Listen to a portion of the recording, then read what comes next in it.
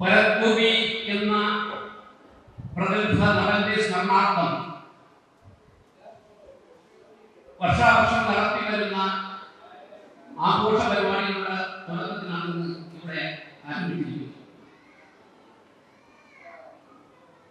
2006 ഭരത്ഗോപി തെളിയിച്ച ദീപം അദ്ദേഹം വെറും നടൻ മാത്രമായിരുന്നില്ല, ഒരു ചാരിറ്റി പ്രവർത്തകൻ കൂടിയായി. കുറച്ച് ചെറുപ്പക്കാരെ നെഞ്ചോട് ചേർത്തുകൊണ്ട് അദ്ദേഹം ഒരു ഉപദേശം നൽകി. നമ്മൾ ജീവിച്ചിരിക്കുമ്പോൾ നമ്മുടെ ഈ സമൂഹത്തിന് എന്തെങ്കിലും നന്മ ചെയ്യുക, നല്ലത് ചെയ്യുക. അതിന്റെ ഭാഗമായി അദ്ദേഹം ഉപദേശിച്ചത് നമ്മുടെ ഈ നാട്ടിലെ അശക്തരായ നിരാലംബരായ പാവപ്പെട്ട ആൾക്കാർക്ക് താങ്ങായി തണലായി പ്രവർത്തിക്കുക എന്നുള്ളതാണ്. അങ്ങനെ 2006 പദ്ധതികൾ കൊളുത്തി ആ മാനവസേവാ പ്രവർത്തകർ നിന്നും ഭംഗിയായി നടത്തിക്കൊണ്ടിരിക്കുന്നു. ഇന്നും അത് നേതൃത്വം നൽകി നല്ല രീതിയിൽ പ്രവർത്തിക്കുന്ന നേതൃത്വത്തിൽ മാനവസേവ ഭദ്രമായി പ്രവർത്തിക്കുകയാണ്. നമ്മുടെ സാമൂഹിക സാംസ്കാരിക കാരുണ്യ പ്രവർത്തനങ്ങളിൽ അതുപോലെ എടുത്തു പറയുന്നത് പൊതുവിദ്യാഭ്യാസ രംഗത്ത് അദ്ദേഹം നടത്തുന്ന ഈ മാനവസേവ നടത്തുന്ന പ്രവർത്തനങ്ങളാണ്. അങ്ങനെ അതിന്റെ ഭാഗമായി നടക്കുന്ന ക്വിസ് പ്രോഗ്രാമിനാണ് നമ്മളെല്ലാം സാക്ഷ്യം വഹിക്കുന്നത്. ക്വിസ് പ്രോഗ്രാം എന്ന് പറയുമ്പോൾ കേവലം കുറച്ച് ചോദ്യങ്ങൾ ചോദിച്ച് ഉത്തരങ്ങൾ പറഞ്ഞ് പ്രൈസ് വാങ്ങുന്നതിനുപരി നമ്മുടെ കുട്ടികളിൽ അന്തർലീനമായി ബുദ്ധിശക്തിയെയും ഓർമ്മശക്തിയെയും വികസിപ്പിച്ച് അവർക്ക് പൊതുവിജ്ഞാനം നൽകുക എന്നുള്ള ലക്ഷ്യമാണ് ഈ പ്രോഗ്രാമിൽ നമ്മൾ ലക്ഷ്യമിടുന്നത്. നമുക്കറിയാം, ഇന്ന് ഏതൊരു കാര്യത്തിൽ നമുക്ക് പൊതുവിജ്ഞാനം വേണം, അതുപോലെ വിദ്യ വേണം. വിദ്യ എന്ന് പറയുമ്പോൾ വിദ്യ വിട്ട് നൽകാമോ വിശ്വത്തിൽ വാഴുവാൻ ആയുധം കയ്യിലില്ലാത്തവൻ അല്ലാണെന്ന് തന്നെ. വിദ്യയില്ലാത്തവൻ ഇന്ന് എവിടെ ചെന്നാലും അവൻ നിഷ്പ്രഭനാണ്. വിദ്യ കൊണ്ട് മാത്രമേ നമുക്ക് മുന്നേറാൻ കഴിയുള്ളൂ. വിദ്യയില്ലാത്തവൻ യുദ്ധകളത്തിൽ ആയുധമില്ലാതെ പോകുന്നതിന്റെ അവസ്ഥയാണ്. അതുപോലെ നമ്മളെല്ലാവരും ഇന്ന് ഏറ്റവും കൂടുതൽ ബുദ്ധിമുട്ടുന്നതും പൈസ ചെലവാക്കുന്നതും വിദ്യാഭ്യാസത്തിലേക്കാണ്. ഇപ്പോൾ നമ്മുടെ കുട്ടികളിൽ അവർക്ക് വേണ്ടുന്ന ബോധം വളർത്തുന്നതിന് വേണ്ടി ഈ നടത്തുന്ന പ്രോഗ്രാം എന്ന് പറഞ്ഞാൽ IQ എന്ന് പറയുമ്പോൾ ഇന്റലിജന്റ് പേഴ്സൺ. ഈ ഇന്റലിജന്റ് പേഴ്സൺ എന്ന് പറയുമ്പോൾ നമ്മുടെ ഒരു വ്യക്തിയുടെ ബുദ്ധി വികാസ സൂചികയാണ് IQ എന്ന് പറയുന്നത്. ഈ IQ എന്ന് പറയുമ്പോൾ ആ IQ-നെ കുറിച്ച് പറയുമ്പോൾ 10 A+ വാങ്ങിയവന് ഓർമ്മയുണ്ടാകാം, പക്ഷേ IQ ഉണ്ടാകണമെന്നില്ല. IQ ഉണ്ടാകണമെന്നുണ്ടെങ്കിൽ ആ പഠിച്ച വിദ്യ അവന്റെ ജീവിതവുമായി കണക്ട് ചെയ്യണം. എന്ന് പറഞ്ഞാൽ വിദ്യാഭ്യാസം എന്ന് പറഞ്ഞാൽ പഠിച്ച വിദ്യ ജീവിതത്തിൽ അഭ്യസിക്കണം, അനുഷ്ഠിക്കണം, ഉപാസിക്കണം. എങ്കിൽ മാത്രമേ അവന്റെ ജീവിതവുമായി കണക്ട് ചെയ്ത് അവൻ മുന്നോട്ട് പോകാൻ സാധിക്കുകയുള്ളൂ. അപ്പൊ അങ്ങനെ വരുമ്പോൾ നമുക്കറിയാം 10 A+ വാങ്ങും എന്ന് പറഞ്ഞാൽ അതിനനുസരിച്ചുള്ള അത് ഉദാഹരണം പറഞ്ഞാൽ നമ്മുടെ രസതന്ത്ര ക്ലാസ്സിൽ, കെമിസ്ട്രി ക്ലാസ്സിൽ അധ്യാപകൻ ക്ലാസ് എടുക്കുകയാണ്. കുട്ടികളെ, നിങ്ങൾക്ക് ജലത്തിന്റെ രാസനാമം അറിയാം, സാർ പറഞ്ഞു കൊടുക്കുന്നു. ഹൈഡ്രജന്റെ 2 ആറ്റവും ഓക്സിജന്റെ 1 ആറ്റവും കൂടി ചേരുമ്പോൾ ജലം ഉണ്ടാകും. അവൻ കാണാതെ പഠിക്കുന്നു, അവൻ പരീക്ഷ എഴുതുന്നു, അവൻ വിജയിക്കുന്നു. പക്ഷേ ആ ജലം അവന്റെ ജീവിതത്തിൽ എങ്ങനെ സ്വാധീനം ചെലുത്തി, അതിൽ അവൻ എന്ത് പഠിച്ചു എന്നുള്ളതാണ് IQ എന്ന് പറയുന്നത്.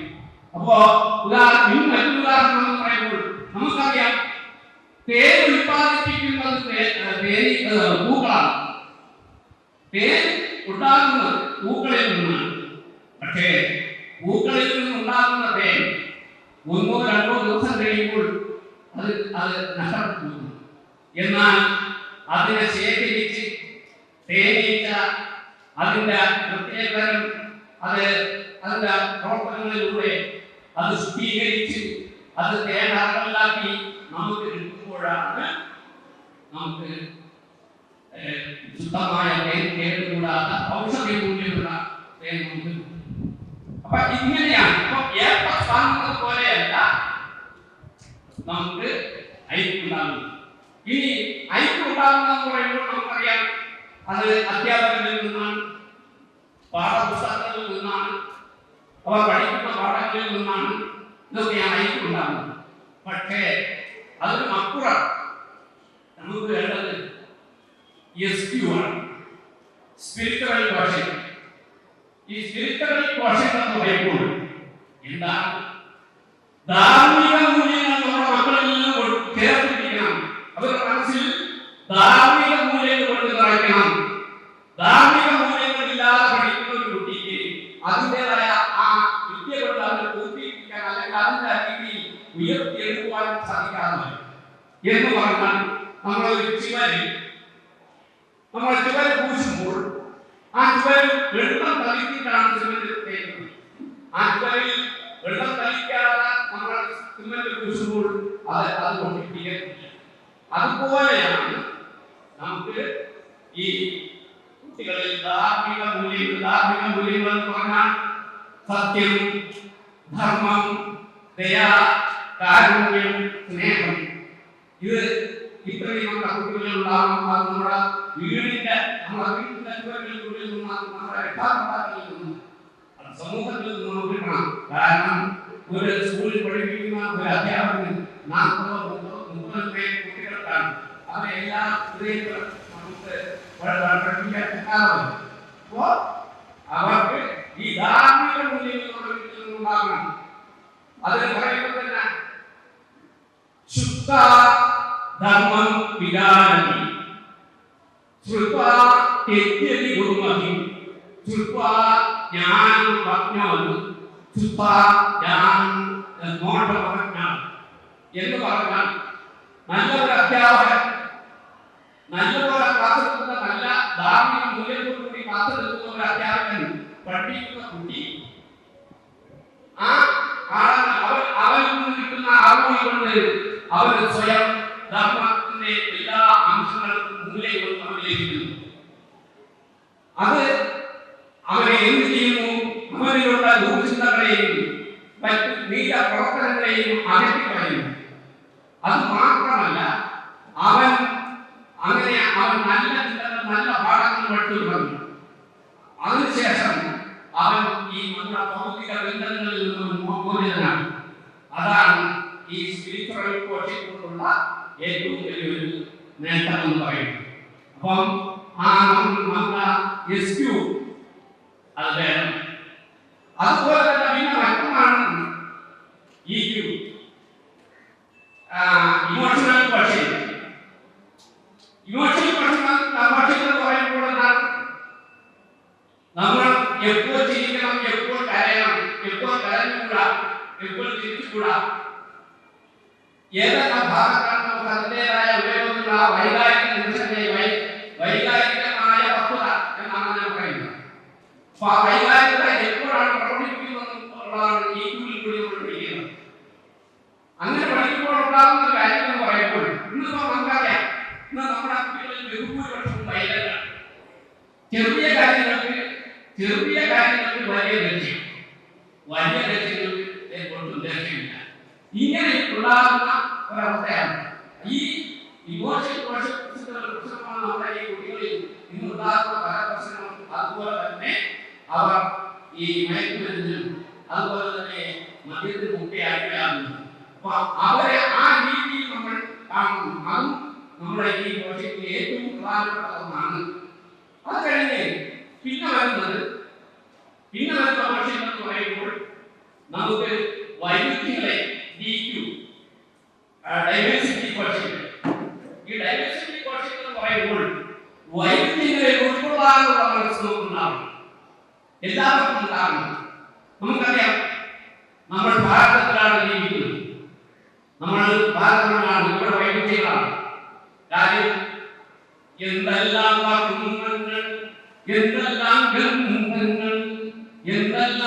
പൂക്കളി ഉദ്യാനത്തിൽ. അപ്പോൾ ഇവിടെ ഭാരതത്തിൽ ഒരുപാട് ജാതിക്കാരുണ്ട്, പല വർണ്ണങ്ങളാണ്, വിവിധ രീതിയിലാണ് അവരുടെ നമ്മളൊരു ബഹുസ്വര രാഷ്ട്രത്തിലാണ് ജീവിക്കുന്നത്. അപ്പൊ ആ വൈവിധ്യമായ ഭക്തരെ നമ്മൾ അംഗീകരിക്കണം. അങ്ങനെ നമ്മുടെ കുട്ടികളെ ബന്ധപ്പെടുത്തണം. സമുദായങ്ങളെന്നുള്ള രീതിയിൽ നമ്മുടെ മക്കൾ വളർന്നു വരണം. അപ്പോഴാണ് പരസ്പര വിദ്വേഷവും ഇല്ലാതെ. അങ്ങനെ നമുക്ക് ഇങ്ങനെയുള്ള ഈ കാര്യങ്ങളെല്ലാം നമ്മുടെ മക്കൾക്ക് ഉണ്ടാകണം. ഇല്ലെങ്കിൽ നമ്മുടെ മക്കൾ വളർന്നു വരുമ്പോൾ നമുക്ക് വളരെ ബുദ്ധിമുട്ടുകളുണ്ടാക്കുന്നു. ഇന്ന് നമുക്കറിയാം, നമ്മൾ വളരെ കഷ്ടപ്പെട്ടാണ്, വളരെയധികം ബുദ്ധിമുട്ടിയാണ് നമ്മൾ ഈ കുട്ടികളെ പഠിപ്പിക്കുന്നത്. വിദ്യയ്ക്ക് വേണ്ടിയാണ് ഏറ്റവും കൂടുതൽ പൈസ നമ്മൾ ചെലവാക്കുന്നത്. അപ്പോ ആ ബുദ്ധിമുട്ടുകളിൽ നിന്ന് നമ്മൾ വളർന്നു വരണം. ബുദ്ധിമുട്ടുകളിൽ നിന്ന് പഠിച്ച് നമ്മൾ ആ ബുദ്ധിമുട്ട് മനസ്സിലാക്കി നമുക്ക് മുന്നോട്ട് പോയാൽ ഇങ്ങനെയുള്ള വലിയ ദുരന്തത്തിൽ നിന്ന് നമ്മളെ മുന്നിൽ വീഴുകയില്ല. അതുകൊണ്ട് പറയുന്നത് നമുക്കറിയാമോ, ഒന്നുമില്ലാത്ത വീട്ടിൽ നിന്ന് പഠിച്ചതാണ്. ഒന്നുമില്ലാത്ത, അതായത് നാരായണൻ 15 കിലോമീറ്റർ ചെരുപ്പിടാതെ നടന്ന വ്യക്തി. അതുപോലെ തന്നെ ഫീസ് അടയ്ക്കാൻ നിവർത്തിയില്ലാതെ ക്ലാസ്സിൽ നിന്ന് പുറത്താക്കുമ്പോൾ ജനലിന്റെ അരികിൽ നിന്ന് ടീച്ചർ പഠിക്കുന്ന പാഠങ്ങൾ കേട്ട് ബുക്കിൽ എഴുതി വെളിയിലിരുന്ന് പഠിച്ച കുട്ടി. അതുപോലെ ഉച്ചഭക്ഷണമില്ലാതെ, ഉച്ചയ്ക്ക് ആഹാരമില്ലാതെ ബുദ്ധിമുട്ടി.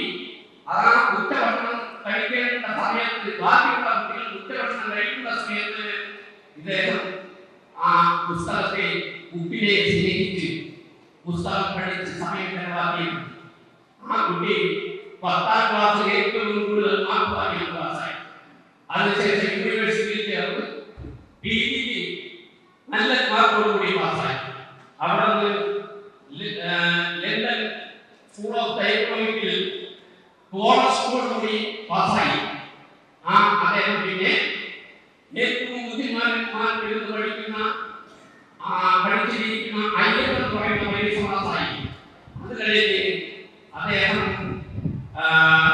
നമ്മുടെ MP ആയി, കേന്ദ്രമന്ത്രിയായി, 300-ൽ പരം കുടുംബങ്ങളുള്ള നമ്മുടെ രാജ്യസഭയുടെ അധികാരിയായി, പ്രസിഡന്റായി അദ്ദേഹം പുറത്തു വരുന്നു.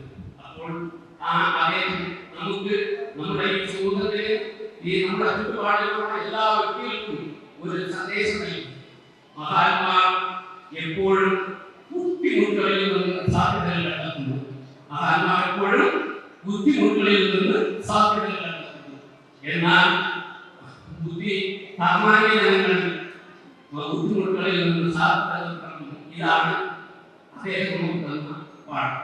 അപ്പൊ അതുകൊണ്ട് എല്ലാ കുട്ടികളും നല്ലതുപോലെ പഠിക്കണം, എല്ലാവരും നല്ല രീതിയിൽ പഠിച്ച് നല്ല മാർക്ക് വാങ്ങണം.